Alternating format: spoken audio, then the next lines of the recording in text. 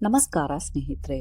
ನಾವು ಪ್ರತಿ ವರ್ಷ ಭಕ್ತಿಭಾವದಿಂದ ಆಚರಿಸುವ ನಾಗಪಂಚಮಿ ಹಬ್ಬದ ಹಿಂದೆ ಅಡಗಿರುವ ಪೌರಾಣಿಕ ಕಥೆ ನಿಮಗೆ ಕೊಟ್ಟೆ. ಬನ್ನಿ, ಪುರಾಣಗಳ ಪುಟಗಳನ್ನು ತೆರೆದು ಸಾವಿರಾರು ವರ್ಷಗಳ ಹಿಂದಿನ ಕಥೆಯೊಂದನ್ನು ತಿಳಿಯೋಣ. ಈ ಕಥೆಯಲ್ಲಿ ಜೀವನವನ್ನೇ ಬದಲಿಸಬಲ್ಲ ಒಂದು ದೊಡ್ಡ ಪಾಠ ಅಡಗಿದೆ. ಕಥೆಯ ನಿಜವಾದ ಅರ್ಥ ಕೊನೆಯಲ್ಲಿದೆ. ಅದಕ್ಕಾಗಿ ವಿಡಿಯೋವನ್ನು ಕೊನೆಯವರೆಗೆ ತಪ್ಪದೇ ನೋಡಿ.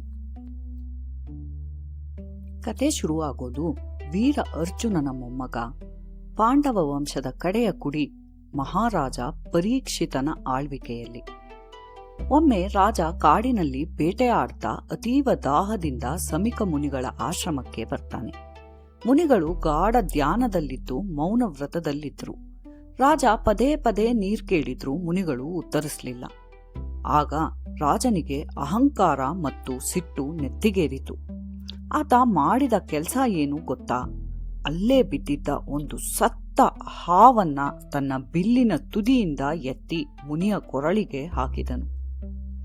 ಇದನ್ನು ಕಂಡ ಮುನಿಯ ಮಗ ಶೃಂಗಿ ರೊಚ್ಚಿಗೆದ್ದ.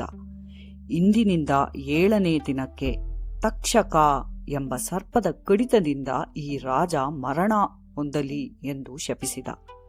ಇಲ್ಲಿ ನಾವು ಗಮನಿಸಬೇಕಾದ್ದು, ನಮ್ಮ ಒಂದು ಕ್ಷಣದ ಸಿಟ್ಟು ಇಡೀ ಜೀವನವನ್ನೇ ನಾಶ ಮಾಡಬಲ್ಲದು.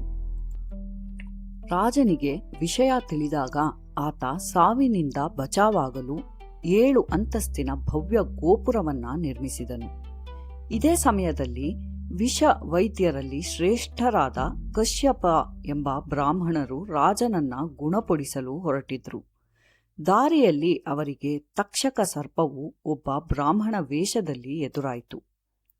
ತಕ್ಷಕನು ಕಶ್ಯಪರ ಶಕ್ತಿಯನ್ನ ಪರೀಕ್ಷಿಸಲು ಒಂದು ಮರವನ್ನ ಸುಟ್ಟು ಭಸ್ಮ ಮಾಡಿದನು. ಆದರೆ ಕಶ್ಯಪರು ತಮ್ಮ ಮಂತ್ರಶಕ್ತಿಯಿಂದ ಆ ಮರಕ್ಕೆ ಮರುಜೀವ ನೀಡಿದರು. ಆಗ ತಕ್ಷಕನಿಗೆ ಭಯ ಆಯಿತು. ಅವನು ಕಶ್ಯಪರಿಗೆ ಅಪಾರವಾದ ಧನ ಕನಕಗಳ ಆಮಿಷ ಒಡ್ಡಿದನು. ಇಲ್ಲಿ ಕಶ್ಯಪರ ಮುಂದೆ ಒಂದು ದೊಡ್ಡ ದ್ವಂದ್ವ ಇತ್ತು. ರಾಜನನ್ನ ಉಳಿಸಿ ಅಕ್ಷಯವಾದ ಕೀರ್ತಿ ಮತ್ತು ಪುಣ್ಯ ಪಡೆಯಬಹುದು. ತಕ್ಷಕನಿಂದ ಹಣ ಪಡೆದು ತನ್ನ ಬಡತನ ನೀಗಿಸಿಕೊಳ್ಳಬಹುದು. ಕಶ್ಯಪರು ಯೋಚಿಸಿದರು, ಒಂದು ವೇಳೆ ನಾನು ರಾಜನನ್ನ ಉಳಿಸಿದ್ರೆ ನನಗೆ ಪ್ರಸಿದ್ಧಿ ಸಿಗುತ್ತೆ. ಆದರೆ ವಿಧಿಯ ಆಟದ ಮುಂದೆ ನಾನು ಗೆಲ್ಲಬಲ್ಲೆನಾ?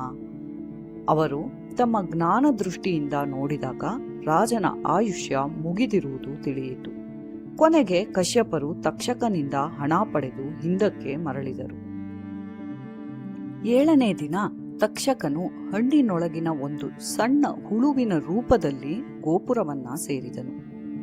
ರಾಜನು ಆ ಹಣ್ಣನ್ನ ತೆಗೆದುಕೊಂಡಾಗ ಸೂರ್ಯ ಮುಳುಗ್ತಿದ್ದಾನೆ, ಇನ್ನು ಹಾವಿನ ಭಯ ಇಲ್ಲ ಎಂದುಕೊಂಡ. ರಾಜನು ಆ ಹಣ್ಣನ್ನ ತಿನ್ನಲು ಹೋದಾಗ ತಕ್ಷಕನು ತನ್ನ ಭಯಾನಕ ರೂಪ ತಳೆದು ರಾಜನನ್ನ ಕಚ್ಚಿದನು. ಪರೀಕ್ಷಿತ ಮಹಾರಾಜ ಅಲ್ಲಿಯೇ ಭಸ್ಮ ಆದನು. ವಿಧಿ ಯಾರನ್ನೂ ಬಿಡುವುದಿಲ್ಲ ಎಂಬುದು ಇಲ್ಲಿ ಸಾಬೀತಾಯಿತು. ಪರೀಕ್ಷಿತನ ಮರಣದ ನಂತರ ಮಗ ಜನಮೇಜಯ ರಾಜ ಆದನು. ತನ್ನ ತಂದೆಯ ಸಾವಿಗೆ ತಕ್ಷಕ ಮತ್ತು ಕಶ್ಯಪರ ದುರಾಸೆಯೇ ಕಾರಣ ಎಂದು ತಿಳಿದಾಗ ಆತ ಇಡೀ ಸರ್ಪಕುಲವನ್ನೇ ನಾಶ ಮಾಡಲು ಸರ್ಪಯಜ್ಞವನ್ನ ಆರಂಭಿಸಿದನು. ಋಷಿಗಳು ಮಂತ್ರಗಳನ್ನ ಪಠಿಸುತ್ತಿದ್ದಂತೆ ಪ್ರಪಂಚದ ಮೂಲೆ ಮೂಲೆಗಳಿಂದ ಹಾವುಗಳು ಬಂದು ಬೆಂಕಿಗೆ ಬಿದ್ದು ಸಾಯಲಾರಂಭಿಸಿದವು. ತಕ್ಷಕನು ಹೆದರಿ ಇಂದ್ರನ ಶರಣು ಹೋದನು.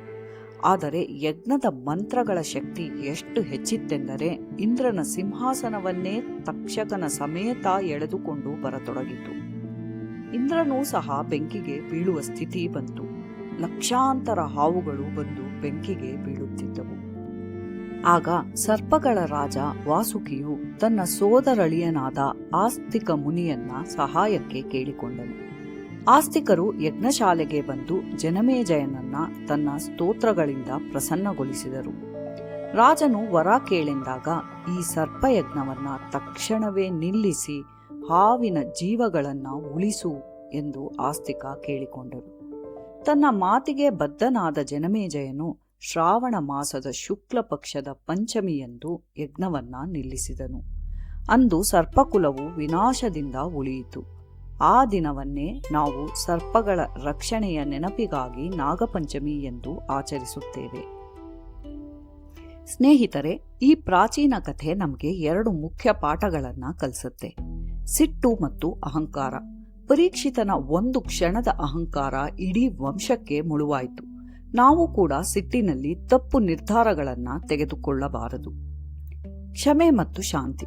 ಸೇಡು ಎಲ್ಲವನ್ನ ಸುಡುತ್ತದೆ, ಆದರೆ ಆಸ್ತಿಕ ಮುನಿಯಂತೆ ಶಾಂತಿಯಿಂದ ಮಾತ್ರ ಲೋಕವನ್ನ ರಕ್ಷಿಸಲು ಸಾಧ್ಯ.